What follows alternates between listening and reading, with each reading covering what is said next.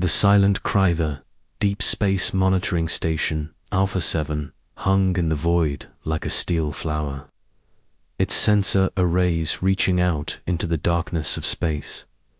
Dr. Elena Vasquez sat in the communications center, her fingers dancing across holographic displays as she monitored the endless chatter of the galaxy. 23 years of listening to space had taught her that the universe was never truly quiet. There were always voices calling out across the void, stories being told in radio waves and quantum bursts. Tonight felt different. Tonight, the universe seemed to be whispering something urgent. Elena pushed her dark hair back from her tired eyes and took another sip of coffee that had gone cold hours ago. The night shift was her favorite time to work. The station was quiet, with most of the crew asleep in their quarters. It was just her, the computers, and the infinite conversation of the cosmos. She had always been good at finding patterns in the noise, at hearing the voices that others missed. The signal had been there for 3 days now, buried deep in the background radiation from the galactic core. At first, she thought it might be interference from one of the nearby pulsars, but the pattern was too regular, too purposeful. Someone was broadcasting, and they were broadcasting with the kind of desperate repetition that spoke of true emergency. Elena isolated the signal and ran it through the translation matrix. The computer struggled with it for several minutes before producing a result that made her heart skip a beat.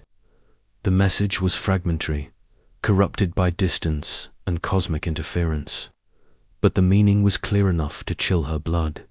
Ancient, dying, star collapse imminent, 3 billion souls. Please, forgotten by the council. Time running short. We once helped others. Now we are alone. She stared at the translation, reading it again and again. 3 billion souls. An entire civilization facing extinction, calling out to anyone who would listen. Elena's hands trembled slightly as she began the process of tracing the signal's origin. The coordinates that came back painted a picture of impossible desperation. The signal was coming from the Thylos system, nearly 200 light-years away, in a region of space that most galactic maps marked as ancient territory, a void. Elena had heard whispers about that region during her academy days. Old stories about the first civilizations that had risen and fallen long before humanity had even discovered fire. The Galactic Council had declared most of that space off-limits, claiming it was too dangerous for younger species to explore.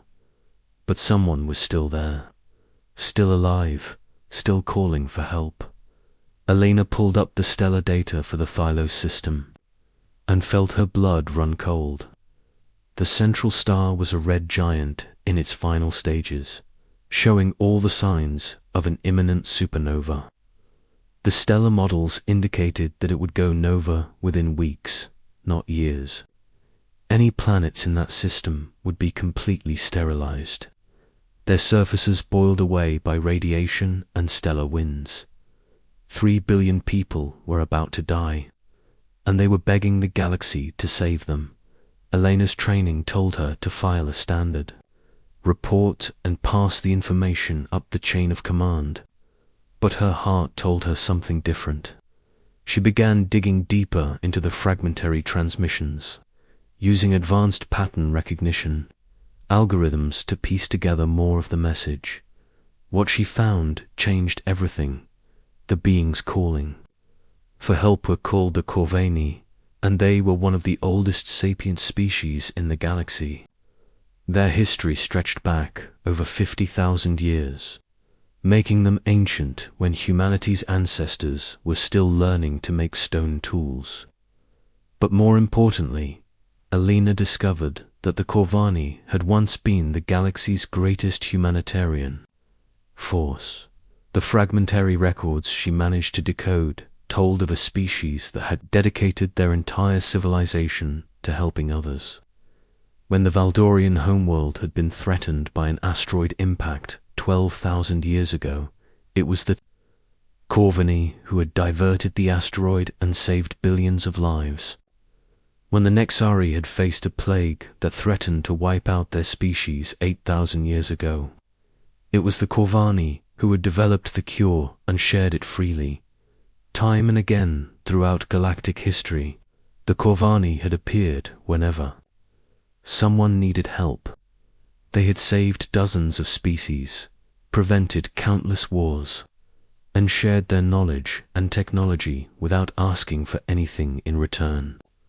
They had been the galaxy's guardian angels, working quietly in the background to make sure that civilization could flourish. But somehow, they had been forgotten. Alina spent hours researching through the Galactic Council's databases, trying to find any mention of the Corvani in the official records. What she found was deeply disturbing.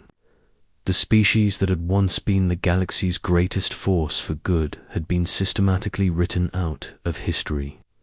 Their heroic deeds had been attributed to other species or dismissed as myths. The Galactic Council's current leadership seemed to view them as an extinct curiosity at best. The few references she could find painted them as primitive isolationists who had refused to join galactic civilization. There was no mention of their countless acts of compassion, no recognition of the lives they had saved. It was as if the galaxy had deliberately chosen to forget the beings who had once been its conscience, and now those forgotten guardians were dying, calling out to the very civilizations they had once saved, begging for help that would never come. Elena discovered that the Corvani had been broadcasting their distress signal for over 6 months. The Galactic Council had received it, acknowledged it, and then filed it under natural cosmic evolution, no intervention authorized. The same council that owed its existence to Corvani intervention had decided that the Corvani themselves were not worth saving. Other major galactic powers had been equally cold. The Dysarian Empire, whose homeworld had been saved by the Corvani during a massive volcanic catastrophe 4,000 years ago, had responded with a brief message expressing regret that they could not spare any resources for archaeological rescue operations. The Zilla Consortium, whose entire species had been pulled back from the brink of extinction by Corvani medical technology, had not bothered to respond at all. It was as if the galaxy had developed selective amnesia about the species that had once been its greatest heroes. Alina felt sick as she read through the responses. These were not primitive beings calling for help. These were the guardians who had watched over galactic civilization for millennia, and now they were being left to die because they were inconvenient to remember. But the worst part was the resignation. In their final transmissions, the Corvani had stopped begging. Their latest messages spoke of acceptance, of preparation for extinction, of trying to preserve their knowledge and culture for whoever might find it after their star destroyed their world. They had given up hope that anyone would come to save them. Alina made a decision that would change the course of galactic history. She violated every protocol she had ever learned, bypassed every security system the monitoring station possessed, and began broadcasting the Corvana story on every emergency frequency she could access. She sent it to independent news networks, to colonial governments, to trading consortiums, to anyone who would listen. She leaked classified translations, shared restricted stellar data, and made sure that everyone in human space knew exactly what was happening in the Thylos system. The response was immediate and overwhelming. Admiral Chen Wei stormed into the communications center less than an hour after Elena's broadcasts began, his face red with fury. "Dr. Vasquez, what the hell do you think you're doing? You violated about 15 different regulations, leaked classified information, and probably started a diplomatic incident with the Galactic Council. Alina turned to face him, her eyes blazing with determination. Sir, there are 3 billion people about to die, and the entire galaxy is ignoring them because it's politically convenient. These aren't just any people, they're the species that saved countless others throughout history. They're the ones who taught us that civilization means helping those who can't help themselves. That's not our problem, Chen snapped. Humanity is a junior species in galactic politics. We don't have the authority or the resources to mount some kind of rescue operation 200 light-years away. Do you have any idea what the Galactic Council will do to us if we interfere in their decisions? With respect, sir, Alina said quietly, I don't care what the Galactic Council thinks. Those people out there are dying, and we're the only ones who seem to give a damn about it. If that makes us criminals in the eyes of the galaxy, then maybe the galaxy needs more criminals. Chen stared at her in stunned silence. Around them, communication boards were lighting up as responses poured in from across human space. Independent captains were requesting coordinates. Colonial governments were demanding more information. Relief organizations were mobilizing supplies and volunteers. Alina had lit a fire that was spreading faster than anyone could control. The Admiral looked at the incoming transmissions and shook his head. Alina, what have you done? I've reminded humanity what we're supposed to stand for, she replied. Now we get to find out if we meant it. The thunder of Compassion Captain James Morrison stood on the bridge of his freight hauler, the Wandering Star, and stared at the tactical display that showed the impossible. Over 2,000 human ships were converging on the edge of the Thylos system, and more were arriving every hour. Independent freight captains, colonial patrol vessels, converted passenger liners, mining ships, research vessels if it had a hyperdrive and life support. Someone had volunteered it for the rescue mission. Morrison had been hauling cargo between the outer colonies for 15 years, and he had never seen anything like it. When Alina Vasquez's leaked transmissions had reached his ship 3 days ago, he had been completing a routine supply run to New Geneva.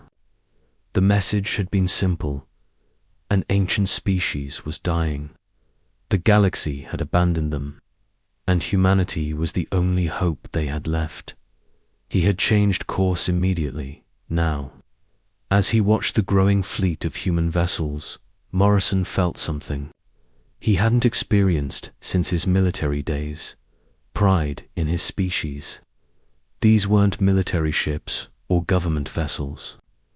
These were ordinary people who had dropped everything to help strangers they had never met.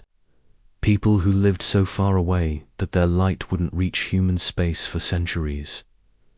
Captain, his navigator, Sarah Kim, called from her station. We're receiving a transmission from the lead ship.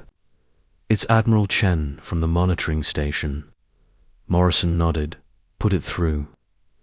Chun's face appeared on the main screen, and Morrison could see the weight of command bearing down on the older man. Behind him, the bridge of the monitoring station was a chaos of activity as they tried to coordinate the largest civilian rescue operation in galactic history. All vessels, this is Admiral Chen. I want to make something clear to everyone before we proceed. What we're about to do is completely unauthorized. The Galactic Council has explicitly forbidden any interference in the Thylos situation. By participating in this rescue operation, we are potentially making ourselves enemies of every major galactic power. Some of you might be branded as criminals. Others might never be allowed to return to human space. Morrison could hear the steady hum of engines around him as hundreds of ships listened to Chun's words. That said, Chen continued, Dr. Vasquez has shown us something that I think we all already knew but had forgotten. We got to the stars by helping each other. We built our colonies by working together. We survived first contact with hostile, alien species because we refused to abandon our own people. Today, the Corvani aren't just alien strangers. They're people who need our help, and that makes them family.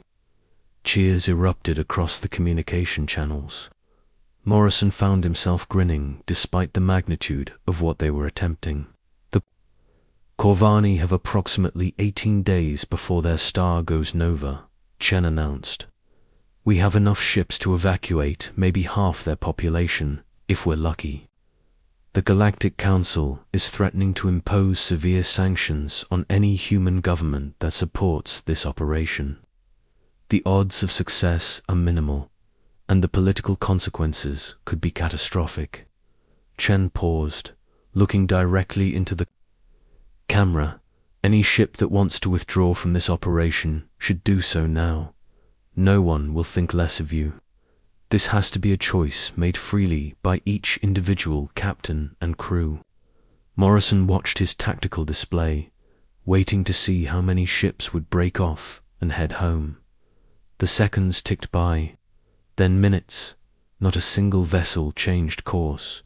Well then, Chen said, and Morrison could hear the emotion in the Admiral's voice. Let's go save some people. The journey to the Thylos system took 6 days of hard travel through hyperspace. During that time, the human fleet continued to grow as more ships arrived from the far reaches of human space. By the time they dropped out of hyperspace at the edge of the system, they had over 3,000 vessels of every size and description. What they found waiting for them defied all expectations. The Corvani homeworld of Disses was a marvel of ancient engineering. The planet itself was beautiful, with sweeping crystal cities that caught and reflected the red light of their dying sun. But what amazed the human rescuers was the organization they found waiting for them. Despite facing extinction, the Corvani had prepared for rescue with methodical efficiency. They had identified the most vulnerable populations, organized evacuation centers, and prepared cultural archives to preserve their civilization. When the human fleet arrived, they found billions of people waiting calmly for salvation they had never expected to receive.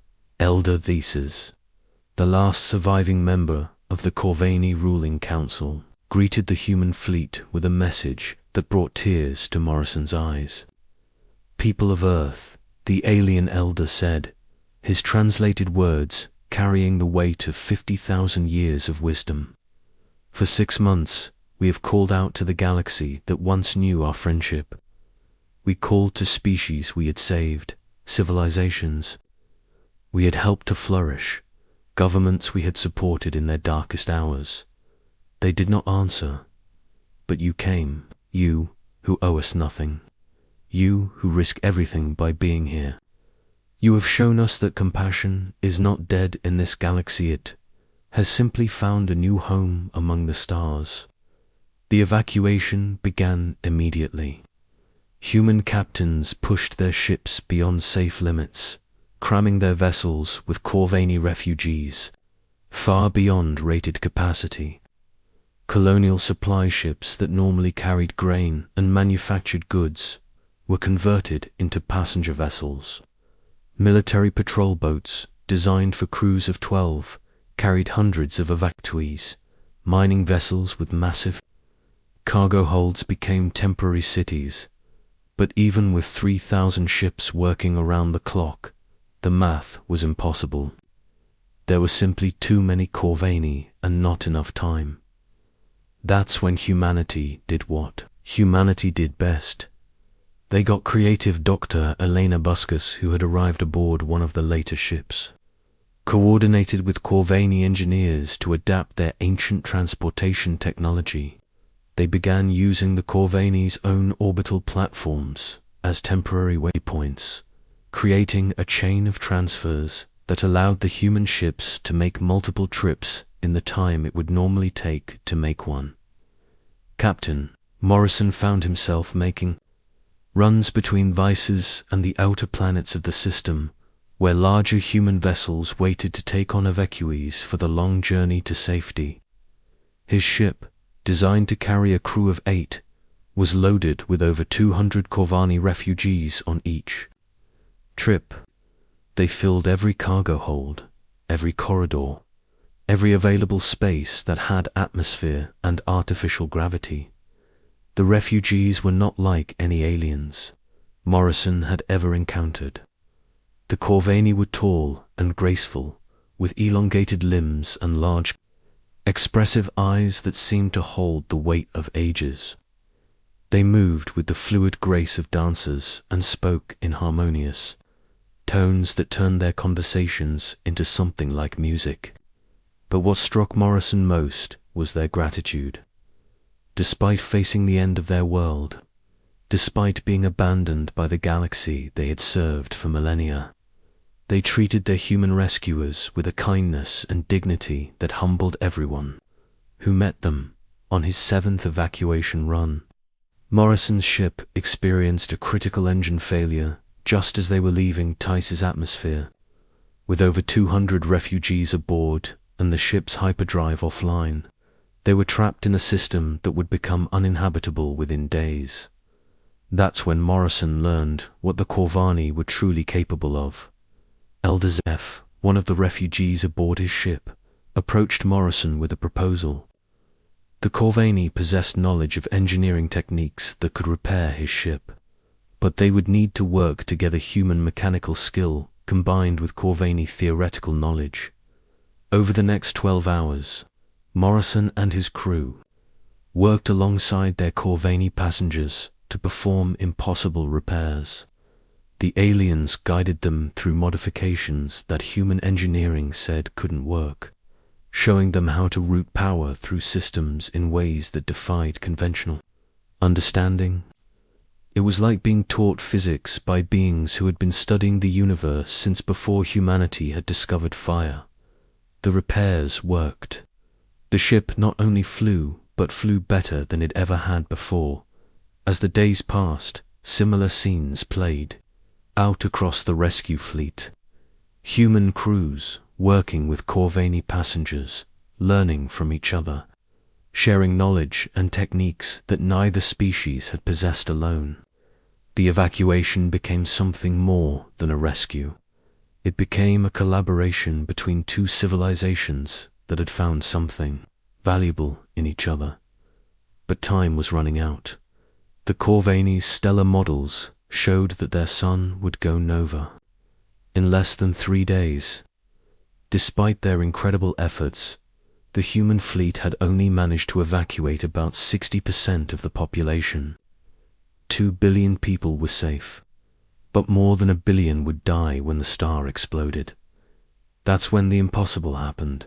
Ships began arriving from across the galaxy, not government vessels or military fleets, but independent captains and crews, who had heard about the human rescue operation and decided they wanted to be part of something bigger than politics.